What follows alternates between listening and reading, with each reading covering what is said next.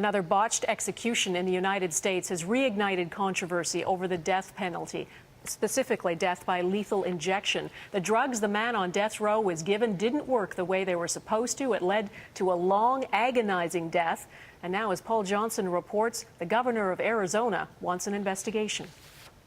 They are supposed to be fast and humane, but the execution of murderer Joseph Wood in Arizona this week took more than 2 hours, with some witnesses horrified by his prolonged gasping and heaving. It was horrible to watch. It was absolutely awful.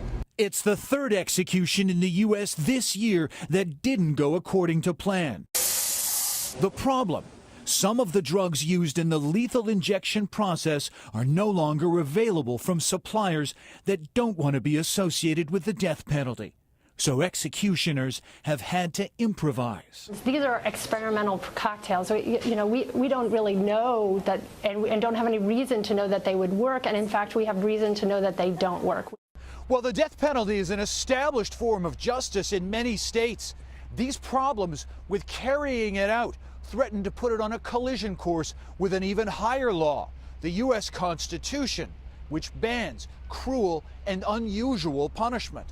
So capital punishment states have been revisiting their options for putting condemned prisoners to death. Some still maintain working electric chairs, though those are also notoriously unreliable.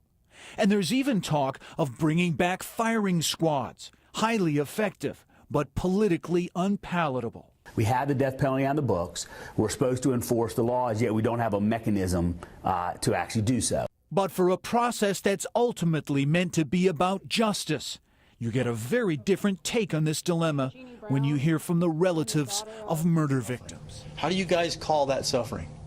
Because it's a new drug? Come on. You guys are blowing this way out of proportion. It's about the victims. It ain't about the guy that went to sleep and never woke up. Paul Johnson, Global News, Washington.